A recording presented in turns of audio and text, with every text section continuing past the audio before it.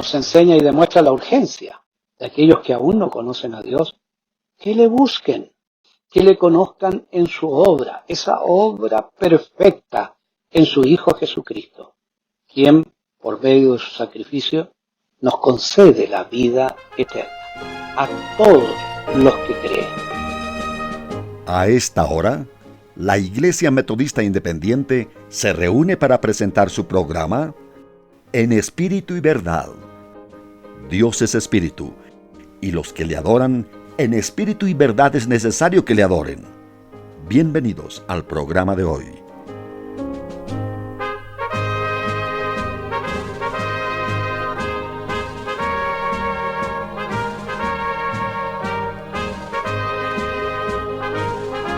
Amados auditores, les saludo fraternalmente en esta oportunidad, señalándoles que es un gozo y privilegio, después de un tiempo ya, estar compartiendo con ustedes el tan necesario y revelador mensaje de nuestro Dios por medio de su palabra. En esta ocasión deseo hablarles de una parábola que está en el Evangelio según San Lucas, capítulo 16, versículos que fueron leídos anteriormente entre el 19 al 31. La parábola, del griego parábole, que etimológicamente significa comparar, poner una cosa al lado de otra, o hacer un paralelo, era muy común en la época de Jesús. Y Jesús ocupó este método de enseñanza en que traía vivencias cotidianas y comprensibles para transmitir o revelar una verdad espiritual. Esta parábola es conocida como la parábola del rico y Lázaro. Solo la registra el Evangelio según San Juan. Según varios eruditos, concuerdan que es muy factible que la mención de esta parábola por parte del Señor Jesús haya sido particularmente familiar en su contexto al apóstol Lucas. Se puede deducir por el claro relato y construcción apropiada del mismo que el Señor Jesucristo reveló aspectos únicos, como el nombre de Lázaro, un mendigo que seguramente el apóstol lo reconoció. Esto implicaría que la atención fue especial, aparte que obviamente se deduce que no fue un personaje ficticio, ya que de ser así Jesús nunca lo hubiera mencionado. Esto destruye el pensamiento de la escuela modernista que señala que este es un hecho irreal, o también los testigos de Jehová que señalan que este relato es una prosopopeya, o sea, una figura retórica. Habiendo hecho esta importante aclaración, les invito a analizar el contexto de esta preciada enseñanza del Maestro. Como solía suceder permanentemente en el ministerio de Jesús, fue asediado por quienes deseaban verle equivocarse o cometer falta en sus exposiciones y actos. Podemos observar que en el contexto de la entrega de esta parábola hay un grupo representado por quienes se tornaron enemigos de Jesús, a quienes les desenmascaró abiertamente mostrando sus vidas cerradas. Eran hombres corruptos que, entre otros males, se les identificaba como avaros. Además, estaban ensoberbecidos en sus propias justificaciones y muchas palabras. A modo de señalar, Lucas 16, también del 13 al 17, nos da testimonio de lo que digo. Ahí señala la palabra. Ningún siervo puede servir a dos señores, porque o aborrecerá al uno y amará al otro, o se allegará al uno y menospreciará al otro. No podéis servir a Dios y a las riquezas. Y oían también todas estas cosas los fariseos, los cuales eran avaros y se burlaban de él. Y díjoles: vosotros sois los que os justificáis a vosotros mismos delante de los hombres, mas Dios conoce vuestros corazones, porque lo que los hombres tienen por sublime delante de Dios es abominación. La ley y los profetas hasta Juan, desde entonces el reino de Dios es anunciado, y quien quiera se esfuerza a entrar en él. Empero, más fácil cosa es pasar el cielo y la tierra que frustrarse un tilde de la ley. Estos hombres que mencionábamos eran los fariseos, casta religiosa, que representaba para el pueblo judío una clase especial de privilegio. Administraban el poder político y a la vez judicial, a través del Sanedrín, junto a los saduceos. Claramente el apóstol Lucas declara en este relato una condición particular de estos hombres, señalándoles que eran avaros, como leí el verso 14. O sea, en estricto significado, es la persona que ansía poseer muchas riquezas por el solo placer de atesorarlas sin compartirlas con nadie. Es importante esta indicación hecha, ya que revela el sentido de la enseñanza de esta parábola.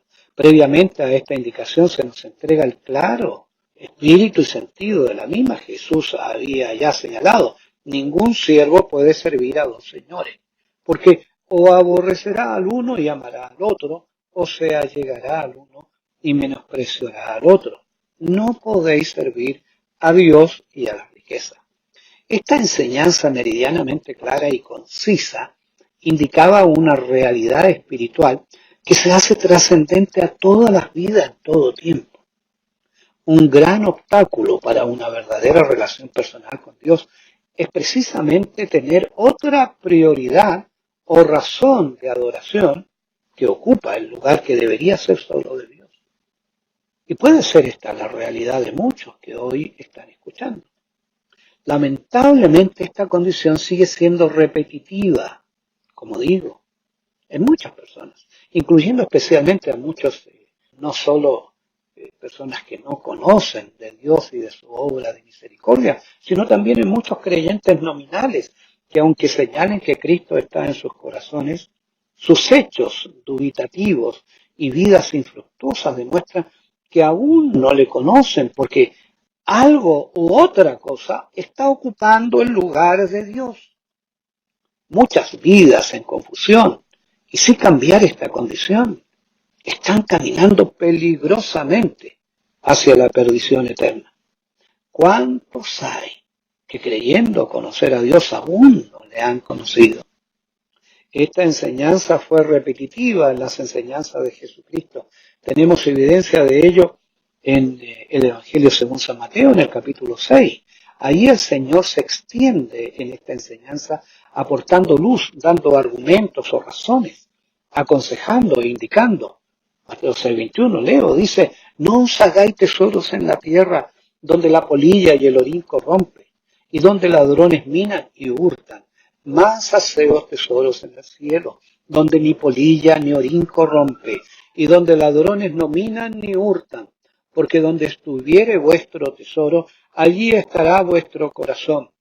La lámpara del cuerpo es el ojo, así que si tu ojo fuere sincero, todo tu cuerpo será luminoso.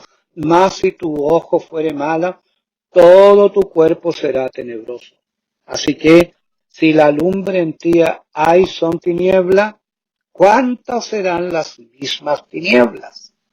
Ninguno puede servir a dos señores, porque o aborrecerá al uno y amará al otro, o se llegará al uno y menospreciará al otro. No podéis servir a Dios y a Mamón. La clave y argumento irreprensible e indiscutible respecto a esta condición está en el verso 21 que hemos leído y que repito nuevamente, dice: porque donde estuviere vuestro tesoro, allí estará vuestro corazón. ¿Dónde está su corazón hoy? Las riquezas o propiedades pueden ser, por cierto, la trampa en que muchas vidas están atrapadas. Esta es la razón por la cual Jesús señaló en Lucas 18:25, porque más fácil cosa es entrar un camello por el ojo de una aguja que un rico entrar en el reino de Dios. No se confundan. Esto no señala que un rico no pueda llegar a ser salvo, sino que es muy difícil cuando la razón de vida para un alma son las riquezas, ignorando al autor y consumador de la vida. Pero no solo las riquezas o propiedades materiales pueden oscurecer y atrapar el alma de un ser, y atrapar en el sentido de engañarle, haciendo que el lugar que debe ocupar Dios lo esté ocupando cualquier otra cosa, sea el trabajo, los conocimientos y aún la familia. Y no es que estas cosas sean malas, por cierto que ninguna de ellas lo es en el correcto lugar. El problema es cuando una de ellas ocupa el lugar en que debería estar nuestro Dios. Por eso te pregunto, hermano, y también amigo que nos escucha, ¿dónde está vuestro corazón? Ya que si hay algo que ocupa el lugar de Dios, esto tiene solo un nombre: idolatría. Al igual que en el tiempo de Jesús, hoy son muchos los extraviados que no logran liberarse de esta condición, siguiendo lo que ha cautivado y se ha adueñado de sus corazones. Jesús dejó claro: no podemos servir a dos amos. Esta condición es la que devela el corazón de aquellos avaros fariseos, que justificándose en su forma de vida, se burlaban de Jesús y sus enseñanzas, a pesar que ellos eran conocedores y guardadores de la ley y administradores de ello. Y también conocían la palabra de los profetas, por cierto, que claramente señalaba en su abecedario como primera regla que no debía haber nada que ocupara el lugar de Dios y que a Él solo debían servir, honrar y tener en primera estima. Pero su conocimiento no significaba nada, ya que sus vidas seguían absolutamente en oscuridad. Ahora, en la parábola que el Señor presenta están estos personajes, porque esa condición farisaica que hemos estado hablando es también particular para uno de esos personajes de la parábola, en cuestión, el rico.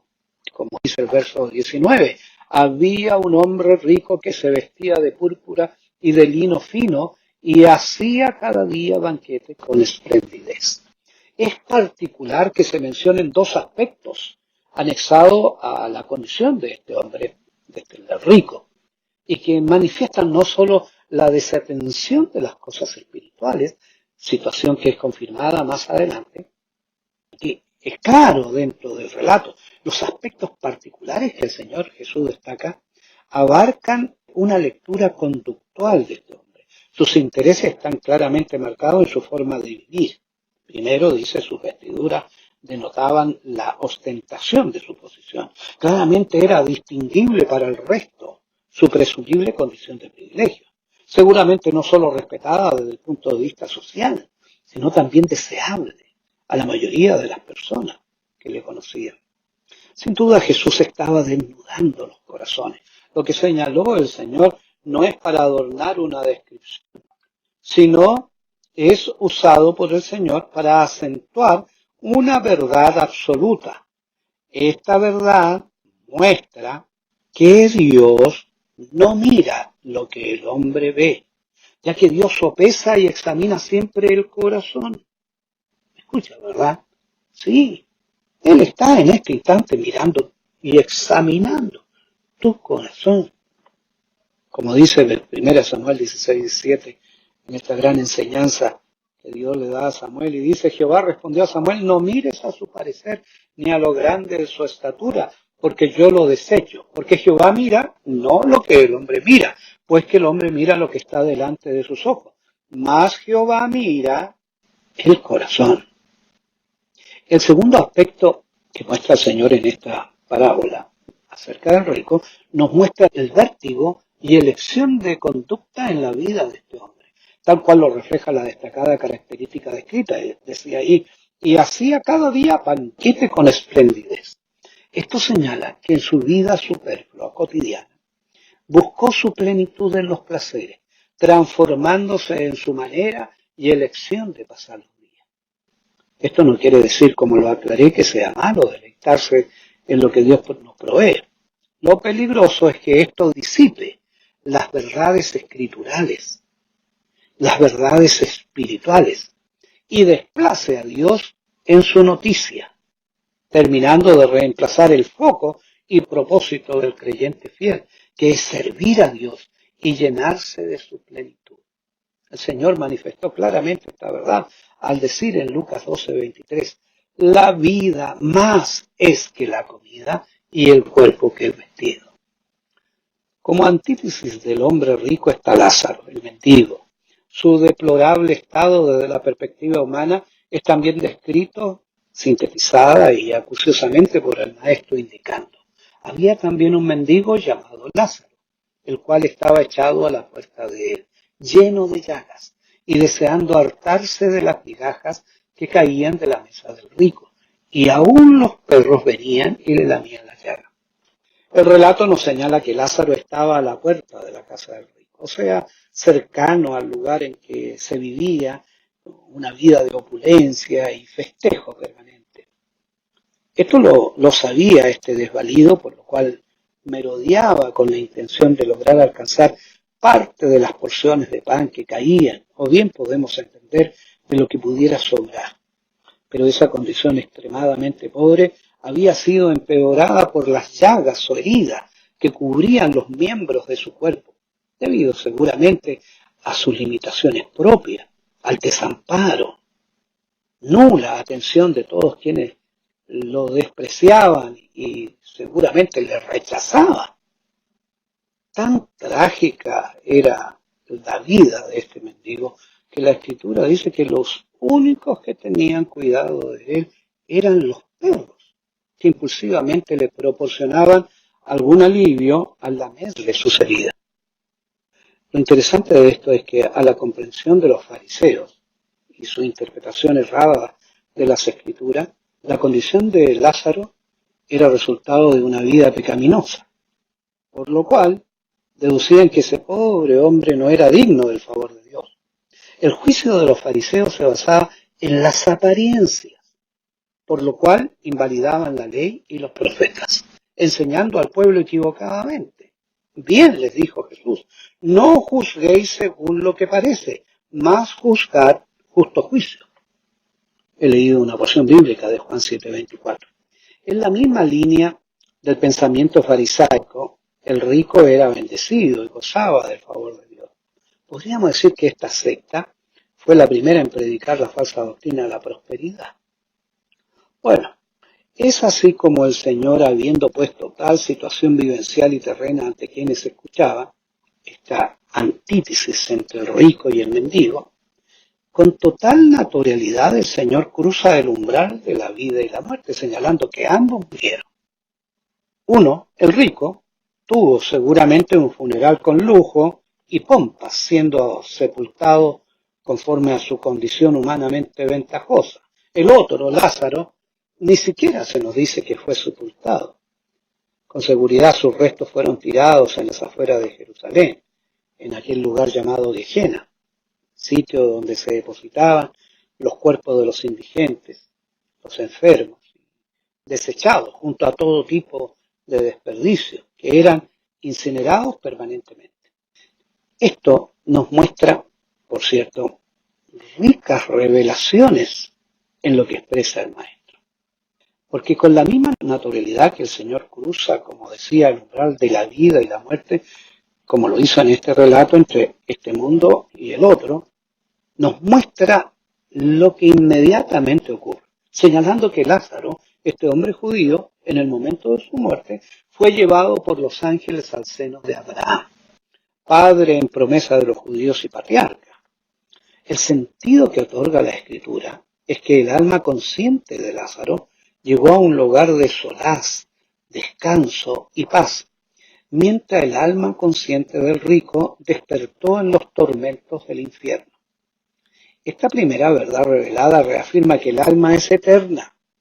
Escucha bien, el alma es eterna y consciente después de la muerte, independiente de quién sea. Todos pasan a esa eternidad, pero a distinto lugar. Mientras que Lázaro estaba en una parte del Seol llamado el paraíso, el rico estaba en un lugar de tormento llamado el Hades. Ahora, la segunda verdad revelada en el relato establece que las personas se conocen unas a otras después de la muerte.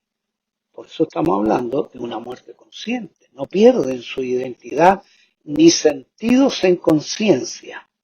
A pesar de estar despojados de cuerpos, sienten, obviamente dependiendo en cuál de estos dos lugares se encuentren.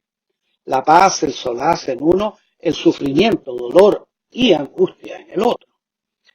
Ambas almas estaban conscientes de su estado, aunque el rico no lograba comprender totalmente la gravedad de su situación irreversible.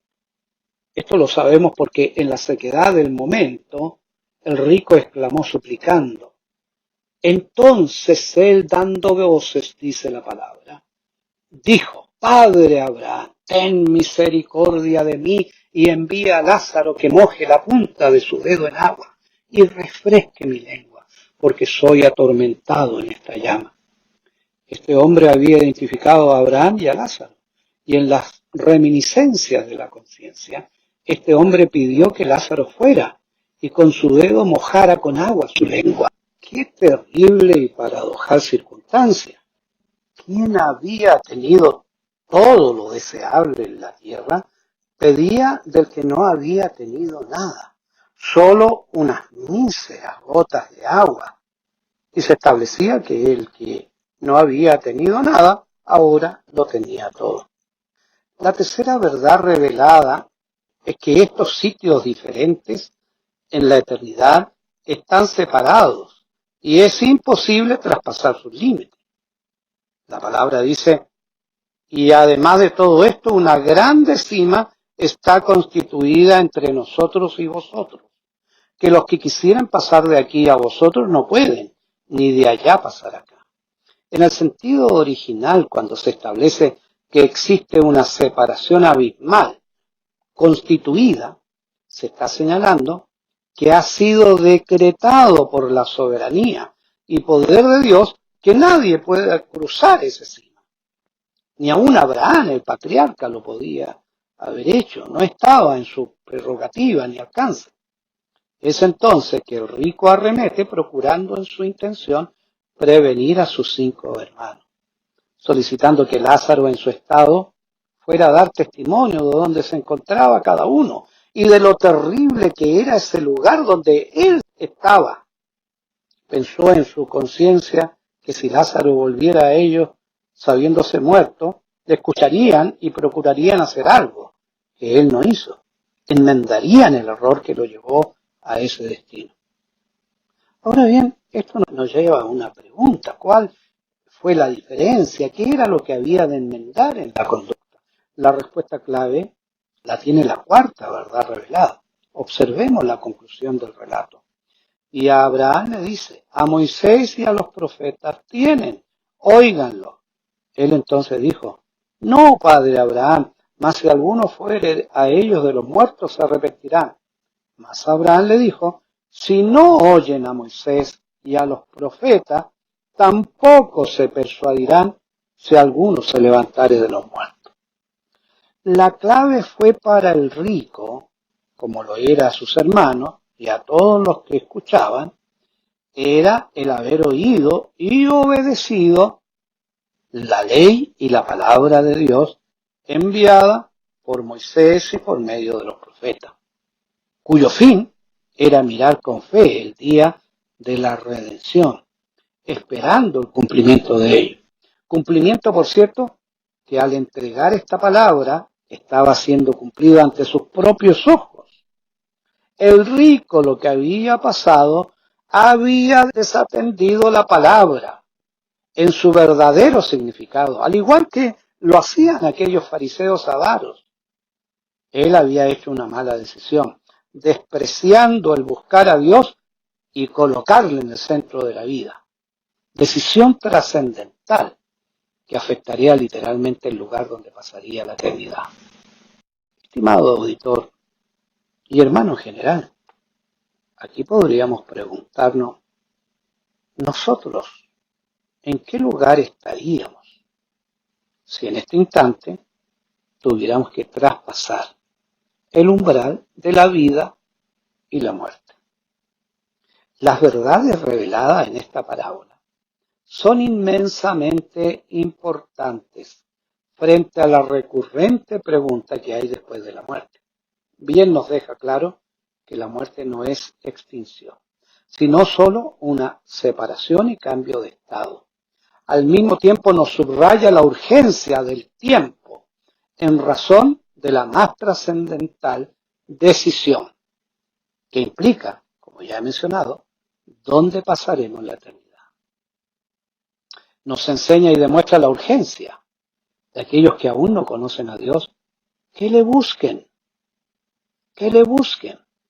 Él está a disposición de toda alma que le busque, que le conozcan en su obra, esa obra perfecta en su Hijo Jesucristo, quien, por medio de su sacrificio, nos concede la vida eterna a todos los que creen.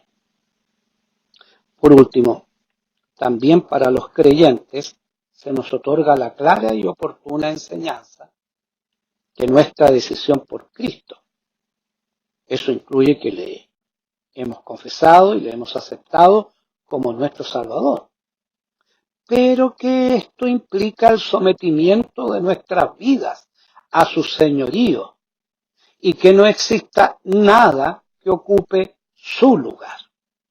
Queridos auditores, quiero invitarles a que reflexionen profundamente en lo que hemos visto en este programa por medio de esta palabra. Es urgente. Si tú aún no conoces a Cristo ni le has aceptado como Salvador, hoy es el día. Hoy es el día. Acéptale. Confiesa tu pecado. Arrepiéntete de ello y abre tu corazón al Señor. Él te dará la seguridad de la vida eterna. Y a los creyentes solo quisiera recordarles una palabra en Romanos 14:8, y con esto termino. Dice, pues si vivimos, para el Señor vivimos, y si morimos, para el Señor morimos. Así pues sea, que vivamos o que muramos, del Señor somos.